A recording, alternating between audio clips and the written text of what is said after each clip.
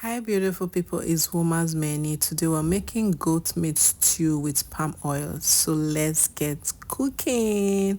So for this recipe we're using palm oil. Yeah, I've been craving palm oil stew with goat meat and I decided to make it. Okay, when we crave something over here, we'll make it, baby. So yeah, so I always love to add my palm oil with vegetable oil. I love to combine both together when making palm oil stew.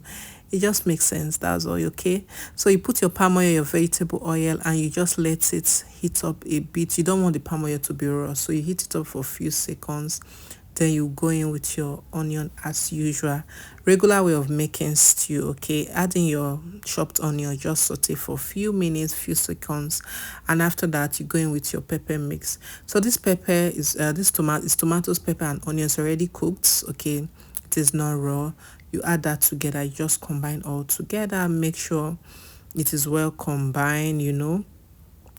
Very well. Then after that you just cover and let it do its thing. Let it cook, let it fry very well. You leave it for like 5 minutes to 7 minutes and allow it to fry properly. When it is well fried, you will know because it's already looking so vibrant, so good, looking so well cooked. The oil have flowed to the top. Then you know that it is ready. Okay, so at this point we'll start seasoning and spicing our sauce. So I added some ginger and garlic powder, nutmeg powder, some curry powder. Then I went in with some thyme. Then I went in with salt. I just combined all together. I added seasoning cube also. I added seasoning cube and I just combine all together. Okay, so just spices from the beginning.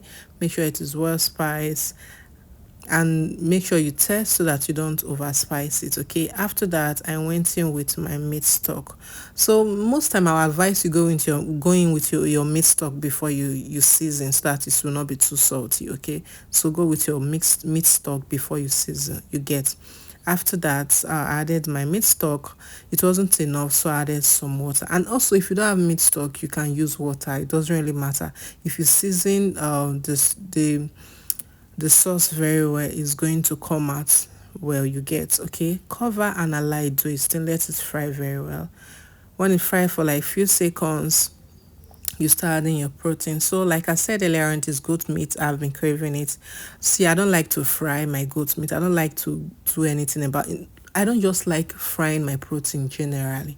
Okay, you can grill, you can air fry if you want to, but for me I just wanted it just cooked. I just want everything to absorb into the goat meat so that when you're eating it, it is juicy, everything penetrates into it. Okay, so after adding the protein, I covered it and allowed it to fry.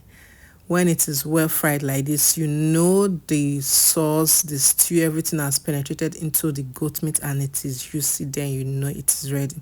I'm telling you, it's one of the best you have made in a long time and it's made so much sense. Okay, so that is it, guys. I hope you enjoyed this and I hope you give it a try.